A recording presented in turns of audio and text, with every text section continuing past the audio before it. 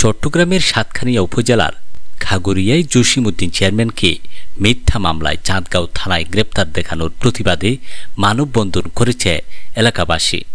১৩ December শুক্রবার বিকেলে আয়োজিত মানববন্ধনে অংশ নেয়া লোকজন জানান, বিগত ১৫ বছরে ফ্যাসিবাদী আওয়ামী লীগের অন্যায়ের ও অবিচারের বিরুদ্ধে জোরালো ভূমিকা, ভোটের অধিকার লড়াইয়ের অগ্রসৈনিক, আওয়ামী লীগের ভোট ডাকাতদের বিরুদ্ধে লড়ে যাওয়া সহ খাগড়িয়ায় মাদক ব্যবসায়ী ও মাফিয়া সিন্ডিকেট সহ সকল প্রকার অন্যায় ও অনিয়মের বিরুদ্ধে কাজ করেছেন চেয়ারম্যান মোহাম্মদ জসিমউদ্দিন। মিথ্যা মামলায় চেয়ারম্যান মোহাম্মদ জসিমউদ্দিনকে গ্রেপ্তার করা হয়েছে বলে দাবি করেন তারা এবং এ ঘটনার তীব্র নিন্দা ও প্রতিবাদ জানান তারা।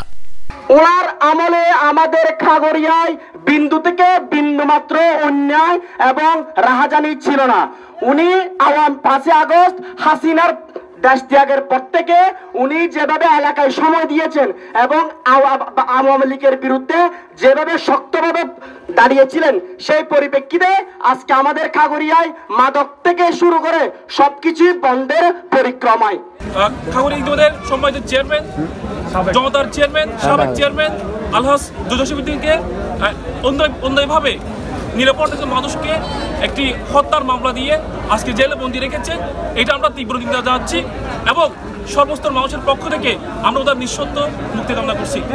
এই সাবেক চেয়ারম্যান জসিমউদ্দিন থাকার অবস্থায় আমরা নিরাপত্তা ছিলাম। এখানে চেয়ারম্যানকে মিথ্যা মামলা দিয়ে গ্রেপ্তার করছে।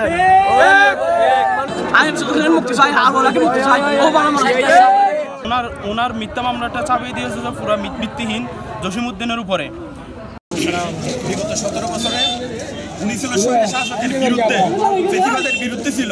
এখন ওনাকে বানানো হয়েছে ফ্যাসিবাদের পক্ষের লোক। এই মিথ্যা মামলা দিয়ে ওনাকে গ্রেফতার করা হয়েছে। উনি ছিল ফ্যাসিবাদের যদি পক্ষের লোক হতো তাহলে বিগত দুই টার্মে তাহলে আমাকে ফ্যাসিবাদ ওনাকে তৈরি করতো। ওনার বিগত দুই টার্মে ওনার বিজয়টা ছিনিয়ে নেওয়া হয়েছিল জোর কেন্দ্র দখলের মাধ্যমে, অস্ত্রবাদীর মাধ্যমে। এখন যখন দেশের মধ্যে অরাজকতা করতে পারতেছে না, অবৈধ ব্যবসা করতে পারতেছে না, রাত্রে চুরি ডাকাতি করতে পারতেছে না, তখন ওনাকে সরলের জন্য তারা ওনাকে মিথ্যা মামলা দিয়ে ফাঁসিয়ে দিয়েছে। আমরা এর তীব্র নিন্দা করছি এবং অবিলম্ব ওর মুক্তি দাবি করছি। এ সময় বক্তারা সম্পূর্ণ মিথ্যা, ভিত্তিহীন ও বানোয়াট মামলা দিয়ে জসিমউদ্দিন চেয়ারম্যানকে হয়রানি করা হচ্ছে বলে দাবি করেন এবং নিঃশর্ত মুক্তির দাবি জানান তারা।